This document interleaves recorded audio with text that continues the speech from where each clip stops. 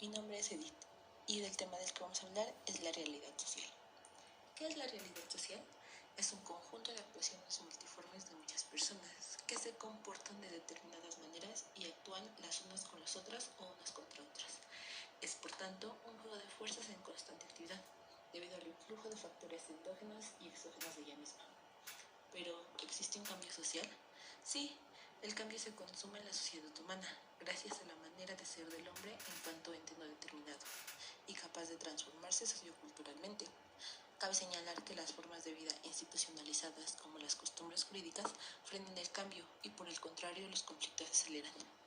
Hoy en día existe una realidad, sin embargo, esta puede tener tanto aciertos como percances, no todo es perfecto, y a lo largo del tiempo va cambiando. A continuación presentaré a algunos de los filósofos que mencionaron la realidad social.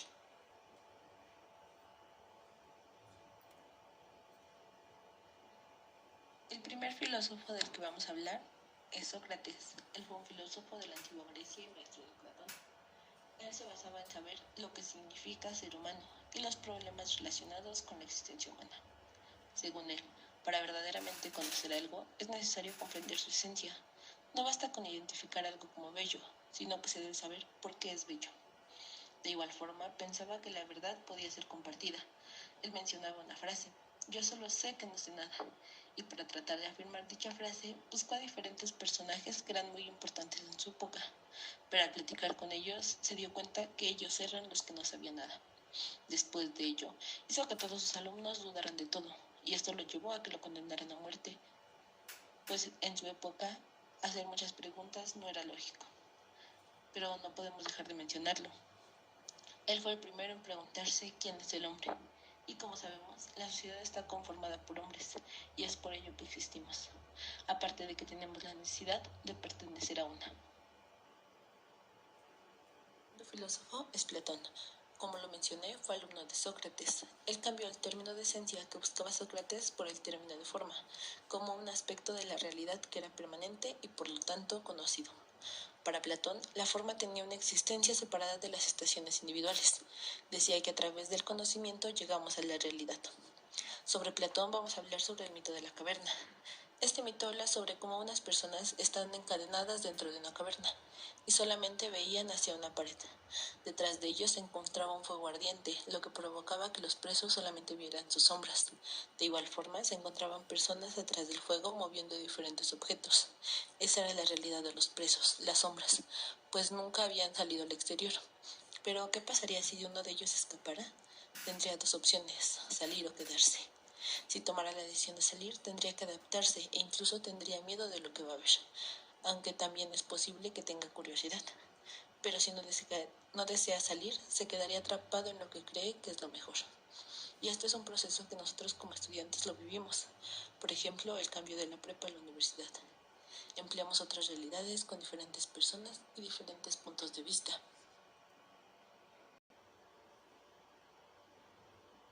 El tercero de que hablaremos es Leibniz. Él nos dice que las monadas eran partículas pequeñas que componen el mundo y que una monada era un potencial que buscaba realizarse. Las monadas son los componentes últimos de la realidad. Son puntos en extensos, es decir, indivisibles de la naturaleza, con un número infinito y todos juntos forman el universo.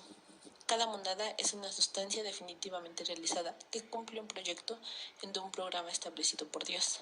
No existe causalidad entre las sustancias, sino una armonía establecida por Él, que garantiza el orden perfecto y el mejor de los mundos posibles. A Leibniz se le presentó como un profesor bobo, que sigue insistiendo, incluso después de observar una tragedia tras otra, que este es el mejor de todos los mundos posibles. Y sí, gracias a este mundo estamos vivos, pero creo que nunca ha sido el mejor, porque las personas muchas veces no somos capaces de poder convivir sanamente entre individuos. El gran problema del mundo somos nosotros mismos, pues siempre queremos ser mejores que otros. Por otro lado, José Hernández Prado nos menciona a Reid, quien dice que se basó en el escepticismo radical y decía que los seres humanos estamos naturalmente dotados de las herramientas necesarias para conocer de modo confiable la realidad. Nos menciona que desde pequeños ya sabemos cómo podemos vivir en sociedad para poder crecer en ella y tener un rol dentro de esta.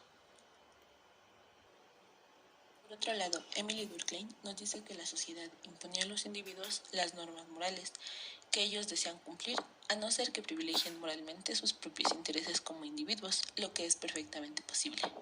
Nos dice que el individuo no puede vivir sin la sociedad. Negarla a ella es como negarse a sí misma.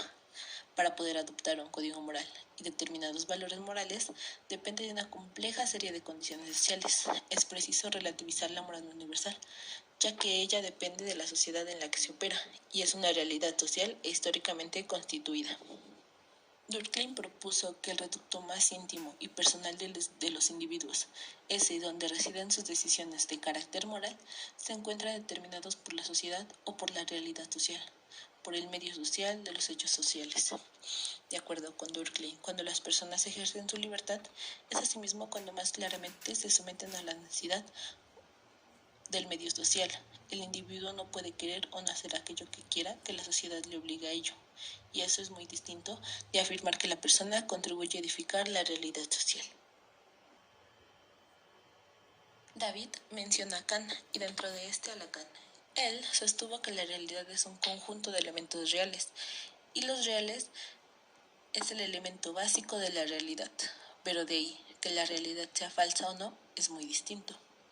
El filósofo Kant tenía una manera muy práctica de definir esto, diciendo que lo real es la esencia misma de las cosas del conocimiento último, mientras que la realidad es lo que la mente humana percibe a través de los sentidos.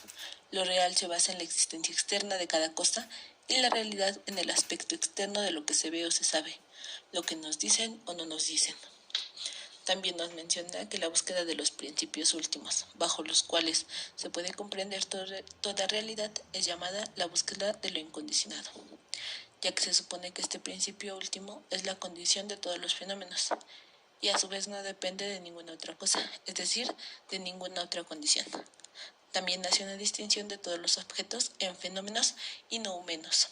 Por fenómeno, entiende Kant el objeto tal como es percibido por nosotros, una vez que los contenidos de la sensación han sido sometidos a las formas trascendentales del espacio y al tiempo, por los que respecta a la sensibilidad y a las categorías.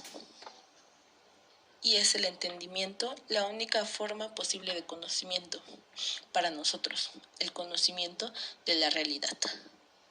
Como fenómeno, lo que la realidad considera en sí misma en cuanto a un número, es decir, independientemente de nuestro modo de conocerla, es algo que está fuera de nuestro alcance. Por último, José Hernández Prado nos menciona a Searle, quien menciona el desafío del escepticismo radical y la crítica del supuesto de que no es posible explicar la realidad institucional de la sociedad humana sin recurrir a los elementos extranaturales, es decir, elementos que de una u otra forma no pertenecen al orden natural del universo como lo conocemos. La realidad en la que vivimos insertos es monista, es decir, se trata de una sola realidad, y también es un conjunto de hechos institucionales constituidos por el acuerdo humano. Searle menciona una primera definición conceptual para distinguir la realidad social de la realidad natural. Consiste en llamarla hechos brutos, a aquella clase de hechos que existen con independencia de la existencia humana, y hechos institucionales a la clase que dependen de un acuerdo humano. Desde un punto de vista descriptivo, dice que la realidad social es el conjunto de poderes o dispositivos por la acción que aportan ciertos individuos o cosas, y desde un punto de vista explicativo, puede afirmarse que la realidad tiene como origen los elementos centrales del lenguaje y la mente. El lenguaje nos permite expresarnos con las personas que nos rodean. No solo nos describen las cosas, sino que las crean mismas. Por consiguiente, la mente humana es una virtud en su capacidad de construir pensamientos colectivos con intencionalidad colectiva. Permite que las personas alberguen los estados mentales comunes que hacen representar e interpretar a ciertas proporciones de la realidad, como poseedores de poderes institucionales. Tanto el lenguaje como los hechos mentales son fundamentales para que pueda existir una realidad social. Sin embargo, un documento nos menciona las imágenes, pues nos menciona que estas son de gran importancia, pues son decisivas para la configuración de la realidad social, ya que provocan emociones y pasiones, y en ellas pueden ubicarse un importante elemento para la comprensión ontológica de la realidad social. Los filtros sensoriales, las experiencias, las creencias, valores y todo lo que nos compone tergiversan un hecho y lo convierten en nuestra propia realidad. Las cosas son y a veces no son. Pueden cambiar con el tiempo o pueden ser siempre iguales. Sin embargo, estos hechos se dividen en tantas realidades diferentes para las personas que entran en contacto con ellas.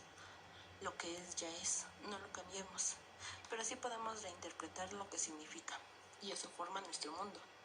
Nuestro mundo existe en el momento en que nuestra conciencia entra en contacto con el mundo, y ahí pasamos a crear nuestra propia realidad. La realidad en la que ahora vivimos es totalmente diferente a la que teníamos, pero esto no quiere decir que siempre va a ser así. Podemos cambiar, puede cambiar nuestras percepciones de ver las cosas, para así poder formar una realidad social donde todos tengamos las mismas posibilidades de vivir en armonía.